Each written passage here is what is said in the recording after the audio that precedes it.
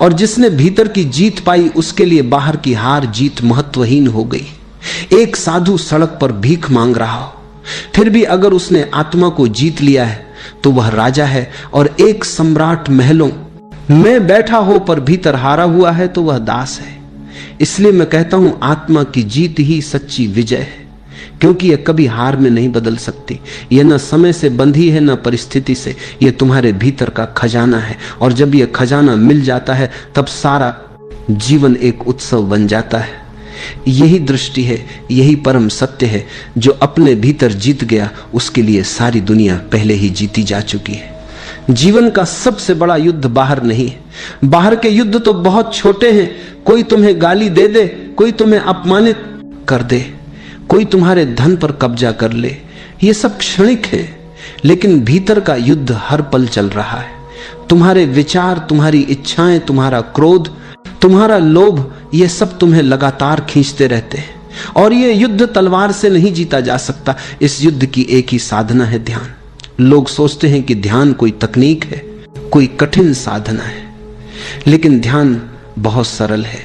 ध्यान का अर्थ है अपने भीतर की आवाज को सुनना, अपने विचारों के बीच की खामोशी को पहचानना। तुम्हारे मन में हर पल विचारों की भीड़ लगी रहती है। जैसे बाजार में शोर होता है, वैसे ही तुम्हारे भीतर लगातार हलचल होती रहती है, और इस शोर में तुम अपनी असली आवाज नहीं सुन पाते। ध्यान का अर्थ है उस शोर से थोड़ा हट जाना, दूरी बना लेना। जैसे ही तुम आंखें बंद करते हो और सांस पर ध्यान लगाते हो, धीरे धीरे विचारों का शोर धीमा होने लगता है। तुम महसूस करने लगते हो कि सांस भीतर जा रही है, सांस बाहर आ रही है, और उस बीच एक गहरी शांति उतरती है। यही शांति तुम्हें विजेता बनाती है। ध्यान तुम्हें दूसरों से नहीं, खुद से जीतने की शक्ति देता है।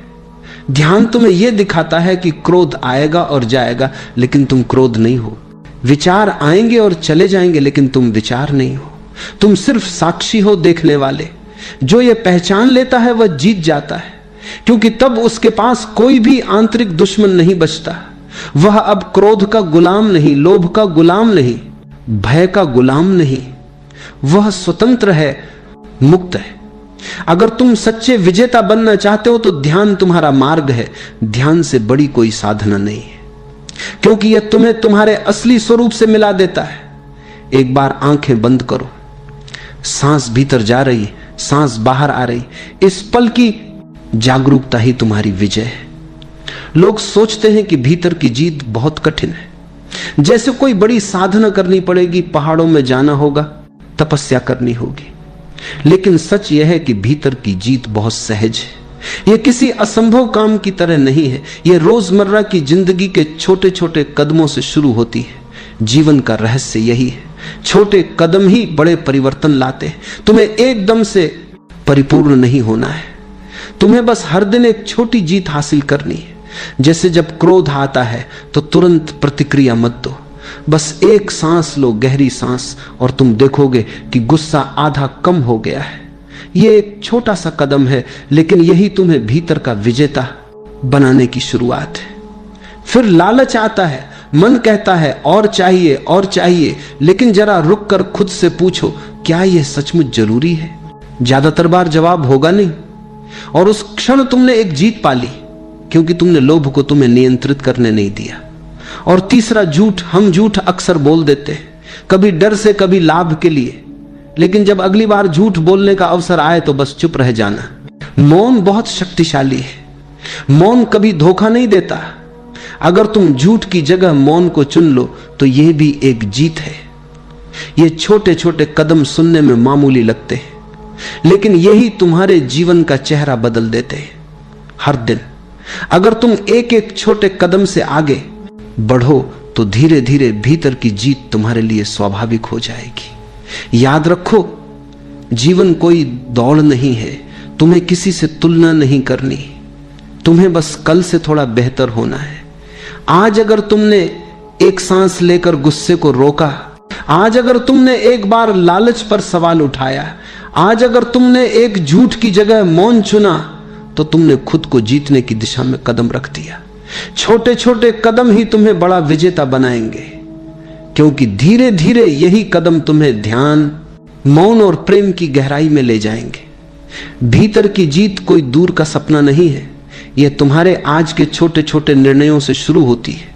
अक्सर लोग मुझसे पूछते हैं, हम बार बार निश्चय करते हैं कि अब गुस्सा नहीं करेंगे, अब लालच से बचेंगे, अब सच बोलेंगे, लेकिन बार बार मन हमें हरा देता है। क्या इसका मतलब है कि हम कभी नहीं जीत पाएंगे? यह सवाल बहुत स्वाभाविक है, क्योंकि हर इंसान अपने भीतर संघर्ष करता है। हर कोई सोचता है कि वह कल से नया होगा, कल से अच्छा होगा, लेकिन कल आता है और वही पुराना मन, वही आदतें, वही दुर्बलताएं सामने आ जाती हैं।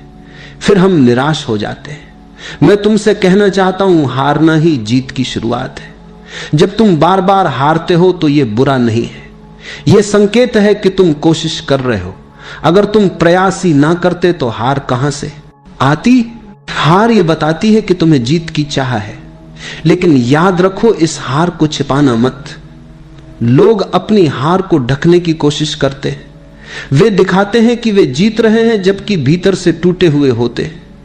सच तो यह है कि जब तुम ईमानदारी से अपनी हार स्वीकार कर लेते हो, तभी असली परिवर्तन शुरू होता है।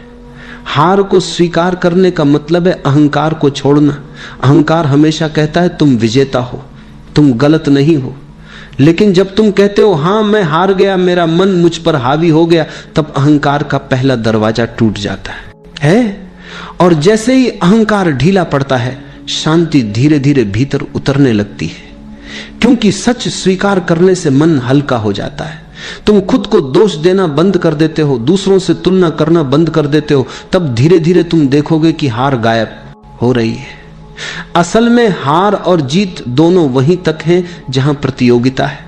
जब तुम भीतर देखना शुरू करते हो तो समझ में आता है यह जीवन कोई दौड़ नहीं है। तुम्हें किसी को हराना नहीं है, तुम्हें किसी से आगे नहीं निकलना है। भीतर की यात्रा प्रतिस्पर्धा से परे है, वहां केवल जागरूकता है, केवल मौन है। और जहां प्रतियोगिता नहीं, वहां हार जीत भी नहीं। अगर तुम्हें लगता है कि तुम बार बार हार रहे हो तो घबराओ मत, उस हार को गले लगाओ, क्योंकि वही हार तुम्हें भीतर ले जाएगी। वही हार तुम्हें अहंकार से मुक्त करेगी। और जब अहंकार खत्म हो जाएगा, तब तुम देखोगे कि असली विजेता तुम पहले से ही हो। याद रखो, हार कोई अंत नहीं है। हार तो वह द्वार है जिससे गुजरकर तुम शांति और आत्मा की सच्ची जीत में प्रवेश करते हो। जीवन में एक सुंदर कथा आती है, यह देखा। कथा है अंगुलीमाल की। अंगुलीमाल एक डाकू था। वह इतना क्रूर हो गया था कि जब भी किसी को मारता, उसकी उंगली काटकर अपनी माला में जोड़ लेता। सैकड़ों उंगलियों की माला उसने बना ली थी। उसका नाम ही पड़ गया अंगुलीमाल। उसका नाम सुनते ही कांप जाते थे। लेकिन देखो, चाहे कितना भी बड़ा पापी क्यों ना हो, भीतर कहीं ना कहीं एक बीज होता है परिवर्तन का। वह बीज दबा होता है पर मरता नहीं। एक दिन बुद्ध वहां से गुजर रहे थे। लोगों ने कहा, भगवान उस रास्ते पर मत जाइए, वहां अंगुलीमाल है, वह निर्दयी है, आपको भी मार देगा। बुद्ध मुस्कुराए और उसी मार्ग पर निकल पड़े। अंगुलीमाल ने दूर से देखा। उसने सोचा, आज एक सन्यासी आया है, इसे भी मार दूंगा। वह तलवार लेकर दौड़ा।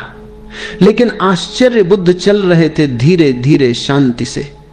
अंगुलीमाल दौड़ रहा था, फिर भी वह बुद्ध को पकड़ नहीं पा रहा था। थक कर उसने कहा, रुको। बुद्ध रुके और बोले, मैं तो रुका हुआ हूं, तुम रुको। मैं हिंसा से बहुत पहले रुक चुका हूं, तुम अभी भी दौड़ रहे हो हिंसा में, पागलपन में। पहले खुद को रोकना सीखो। ये शब्द बिजली की तरह अंगुलीमाल के हृदय में उतर गए। वह कांप उठा, उसकी तलवार हाथ से गिर गई। उसने बुद्ध के चरणों में सिर रख दिया और कहा, मैं बहुत हार चुका हूं, बहुत लूट चुका हूं, क्या अब भी मेरे लिए कोई आशा है? बुद्ध ने कहा, हां, आशा हमेशा है। पहले खुद को जीत, फिर दुनिया अपने आप बदल जाएगी। और सच ही अंगुलीमाल साधु बन गया। वह वही डाकू जिसने रक्त से खेला था, एक दिन करुणा और ध्यान का प्रतीक बन गया। यह कथा हमें बताती है कि चाहे अंधकार कितना भी गहरा क्यों ना हो, प्रकाश की संभावना हमेशा रहती है। अंगुलीमाल ने सैकड़ों को हराया था, पर खुद से हारता रहा। जिस क्षण उसने खुद को जीता, उसी क्षण उसका जीवन बदल गया। यह है भीतर की जीत, यही है आत्मा की विजय, और यही सबसे सुंदर जीत है। क्योंकि इसमें कोई और पराजित नहीं होता। जब तुम खुद को जीत लेते हो तब पूरा अस्तित्व तुम्हारा मित्र बन जाता है। तब न हिंसा रहती है, न लालच, न भय, केवल प्रेम रह जाता है। तो याद रखो, दुनिया को जीतना आसान है, लेकिन स्वयं को जीतना यही असली तपस्या है। और जब यह हो जाए तो जीवन स्वयं ही करुणा और आनंद की धारा बन जाता है। जब तुम खुद को जीत लेते हो, जब भीतर के तूफान शांत हो जाते हैं, तब तुम्हारे भीतर